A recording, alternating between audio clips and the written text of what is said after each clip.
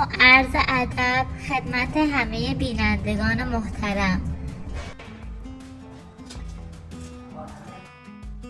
امیدوارم همیشه سالم و شاد و تندرست باشید. واقعا خوشحالیم که ما را حمایت میکنید و کنارمان هستید. قبل از اینکه بریم سراغ نقد بررسی امروز، حتما در کانال دوم ما عضو شوید و از ما حمایت کنید تا اگر روزی نتوانستیم در این کانال ادامه دهیم، فعالیت ما را بدون وقفه در کانال دوم ادامه دهیم. امروز قرار است یکی دیگر از قسمت‌های پرن را نقد و بررسی کنیم.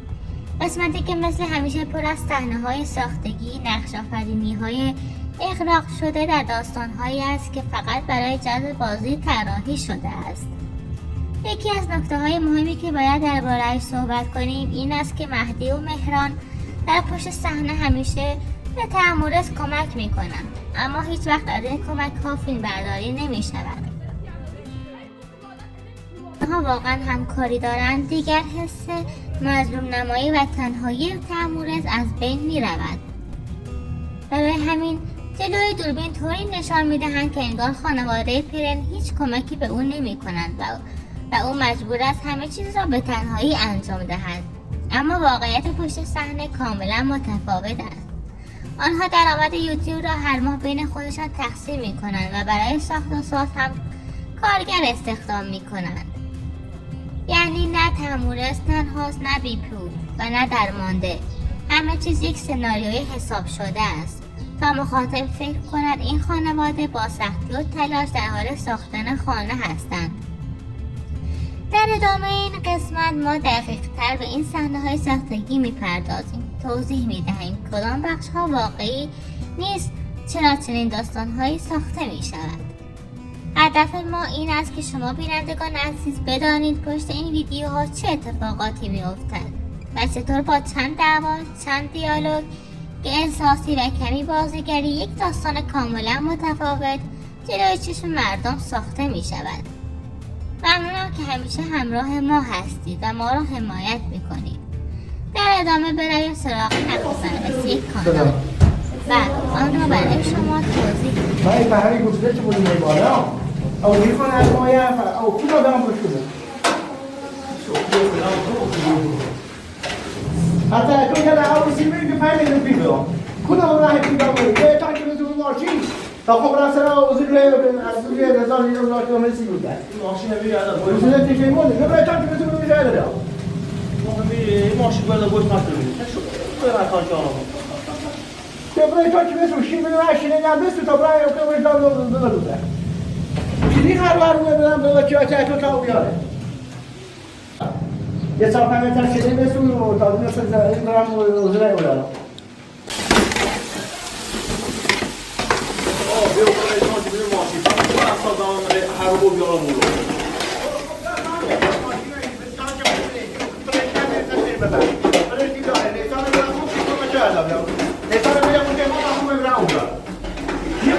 اون نیستان علی همون من هر رو حال نه او بیارم رو مخابه نه یارو تو پیکا نه من هر رو اصلا اصلا دست می‌کنم نیستان بیارم تو مخابه نه یارو و فیلم تو برای هر بار روی تا تا بیاره دو تا زده اروسا یا دو تا موبایل دو تا ایره دو تا همین سال بنزلش و بخونش اروسو تناب که من یو بواندش تا هر اندازه چوبه اگر که به ایمیل یارگرش تا خرقت روش بیش تمام که ایمیل بواندش نیاد شیره منوش کی خیلی بویش خود دوباره هک کرد تو بشی خواهم تو بشی ماشی دابره بشی ماشی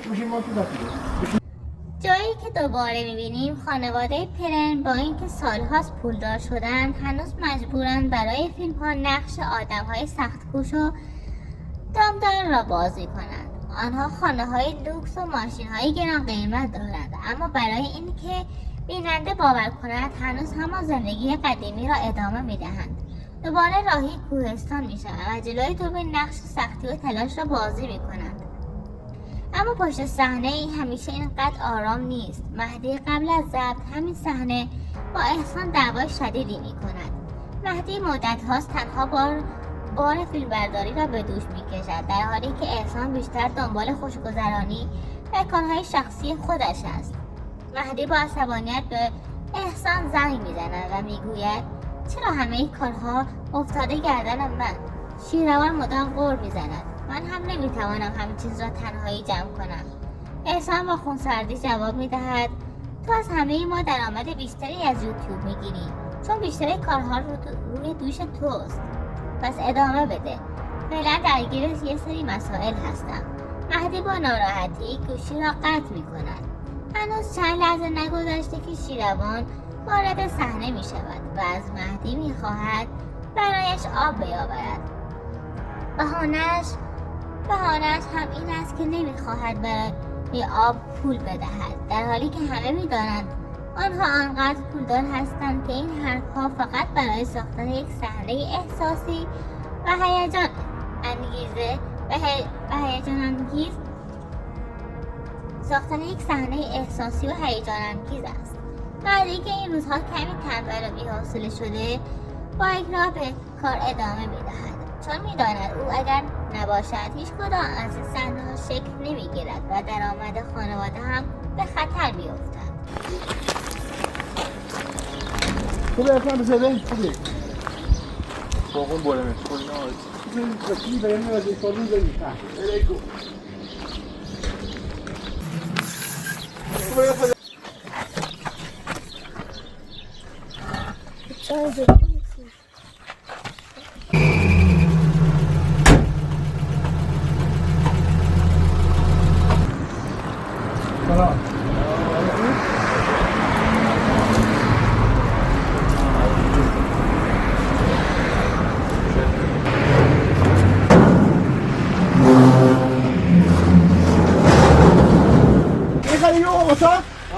این شنه با کوچیک‌تره اون. کوچیک‌تره؟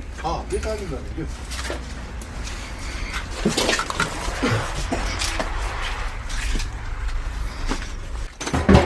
ریز میخواد اون؟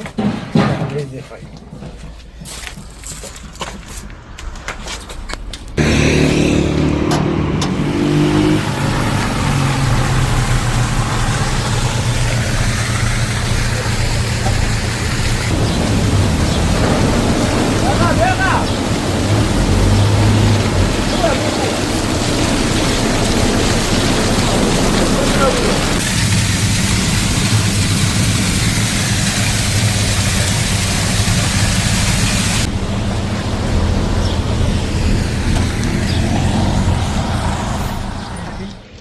مدنی ها اساسا بنمی ها بود چه برای شما اساسا سه تا بودیم هنه بگو کلو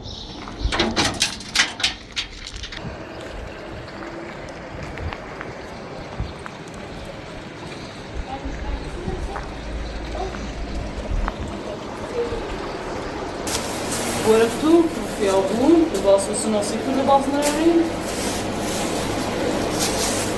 همراه بگردیم من لباس سناسی تو آیا داخل سیوان سیوان؟ این طرف بوبا خپیلی خواهی خبره حساب است کنی خبره آیا آوانه چست بسونی تابان بریم گام خیلی نمیده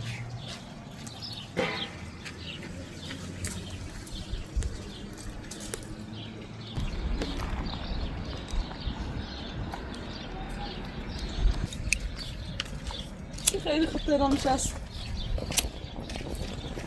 هسته هم لازم بتایی بتیره بریم هم لباس سناسی شو هم برای دنبال وان نه ها داری لباس نداره آخه تو ده پی لباس نداری آخه تو ده پی لباس نداری ادراس بخیر هم دنبال بام لباس نداره لباسشو کنه ببینه بگم پیل ها پیلی خواه تو یه دو وسیله فرتی خانه دو لباس هم سناسی نو دنبال وان هم بره حالا ما پیچیم کارتون مان اوردید زراق مجبوری خرجون ببینید مجبوری ساختمون درست کنیسی مجبوری ساختمون درست کنیسی و مجبوری لباس بسونیسی بچه مجبوری مثلا برای چی بگم کار پیل دارم اصلا اینو این کاری که باید انجام آقای شو پیلی بری که مثلا همه پیل تا همه یه بیشتر نداشتم همه پیل ماشین میشه دام از زمین مثلا کارگری چه هم دامش این تا این به اهل رسانه همه درشوی آشپزخونه اتاق هرچی داره یعنی زیاد اینی همه ببرونه بود نه چه مثلا هر روز دی بره تا اون سال روی سال جرون تری بود همه سی فکر که سال تری همین الان ارزونه چه جرونی بود پار سالی ما به او گفتیم گیمی جرد بسو جرون تری بود بسو چه آقا اوست برمنا خب الان را بود به تابس بوداست همه مجبور می مای چومای میگیرو همه سرکوفت هونه خوناده بوی منه بمیزنی نه اون که چون نچرد نه اون باشو زحمت چشیرو خبرت خشم مستقیمشو بگو هر تی روز تو بریزنی و خونادت الی خونادت بده تی خیلی بکنی من نیترم ایتر زندگی کنم تی خیلی هر روز بر سرکو خوناده ببری من نیترم ایده واسون زندگی کنم تی خیلی بکنی هر روز من بریزنی که من زحمت چشیرو باش ساخت ساز کردم ماشین به دستش بی خود بی اونو خدا بسن تا خاصه یه پلای زمین برنه طبقه بالا نخواستن بره خود قبول نکردی من آوردی از اینو هی بر بزنی ورتیره زیام تی بریزنی اگه خیلی هر روز سرکو خوناده با من هی بر بزنی منی ترام بازنده حوصله ای بسته نه هر روز اینا ورمونه تی گو برم دنبال با هر روز ورمونه میگا پیچی نارم همیو مشکلی با خوناده با منه در ادامه ماجرا آریا و تمورس وارد یک دعوای تازه می شوند. دعوایی که بیشتر از آن واقعی باشد یک سناریوی حساب شده برای جذب بازدید است. تمورس وانمود می کند که دیگر هیچ پولی برای ساخت و ساز ندارد و از خانواده پرن دلخور است. او با ناراحتی رو به آریا می گوید من تمام این مدت کنار خانواده تو بودم. کمک کردم، کار کردم، اما حالا هیچ کسی حاضر نیست دستم را بگیرد. حتی نمیتوانم وام بگیرم. شرایطش خیلی سخت شده، اما پشت صحنه حقیقت چیز دیگری است. آنها کارگر دارند و بعد از پایان فیلم برداری مهدی و اپراتور همیشه به تمورس کمک میکنند. اما برای ساختن یک نقش جدید و ایجاد حس دلسوزی نسبت به تمورس وانمود می کنند که او تنهاست، مظلوم است و هیچ کسی حمایتش نمی کند. در همین زمان آریا نقشه خودش را دارد. او می خواهد به فاطمه سر بزند و مدتی کنار خانواده باشد. برای همین به تمورس می گوید در این قسمت باید دعوا کنیم. من وانمود می کنم قهر کردم و خانه را ترک می کنم. اینجوری بازدید بیشتری می گیریم. تمورس که خوب میداند این سناریو چقدر برای جذب مخاطب جواب میدهد همراهی میکند. پس جلوی دوربین دعوا بالا میگیرد. آریا با عصبانیت میگوید دیگر نمیماند و با یک حرکت نمایشی خانه را ترک میکند تا همه باور کنند اختلافات جدی شده. اما واقعیت چیست؟ آریا فقط راهی دیدار خانواده می شود و قرار است چند روز کنار آنها باشد. از طرفی دیگر تمورسش نیازی به وام ندارد و بیش از $50,000 در حساب بانکی خودش دارد. و این نمایش بیپولی فقط بخشی از داستانسازی آنهاست. داستانی که امروز بزرگتر می شود و مخاطب فکر کنند این خانواده با سختی و تلاش در حال ساختن زندگیشان هستند، در حالی که پشت صحنه همه چیز دقیق برنامه ریزی شده و کاملا نمایشی است. خود زحمت نکشی زحمت چشی نمیسن مدن یا این یه با سوی سر تایی خب الان اگه تو برای بیجه بسیار من بیجه اسمت ما دارم این ترا واسه هر ویلا یه بونه بود بونه میام تو دوباره بونه هر ویلا یه بونه بود یه بونه با ایا خیلی خبره بره با سامن با بسونی تا اصلا بریم بیرون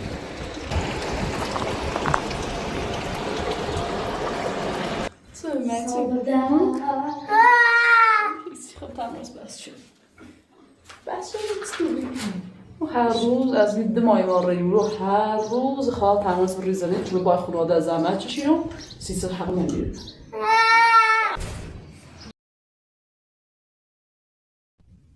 در ادامه داستان تمورس و آریا خوب میدانند که بیش از نصف خانه تکمیل شده و همین مقدار برای زندگی عادی و حتی فیلم برداری کاملا کافی است. اما آریا تصمیم دیگری دارد. او میخواهد کمی استراحت کند، نقش را جذابتر کند و چند روزی هم کنار خانواده باشد. برای همین نقشه‌ای میکشد، وانمود میکند با تمورز دعوا کرده و قصد دارد خانه را ترک کند. تمورز هم که از این سناریوها بدش نمی آید همراهی می کند. جلوی دوربین بحث بالا می گیرد. آریا با ناراحتی می گوید که دیگر نمی ماند و حالتی قهرآلود محل ساخت و ساز را ترک می کند. اما پشت صحنه همه چیز دقیقاً برعکس است. آریا وقتی به دیدار فاطمه می رود حتی نمی تواند خندش را کنترل کند. هر بار که یادش می افتد چه دعوای ساختگی را انداخته لبخندش پررنگتر می شود. خودش هم می داند که این قهر و جدایی فقط یه نمایش بوده، یک داستان سازی برای اینکه مخاطب فکر کند اختلاف جدی شده و بازدید بالا برود. در پایان از همه شما ممنونم که ما را حمایت می کنید و بتوانیم این صحنه ها را به درستی برای شما توضیح دهیم و کم کم با واقعیت ها روبرو می شویم. با همون لبخند همیشگی ازتون خداحافظی می کنم و تا دیدار بعدی خدا نگهدار.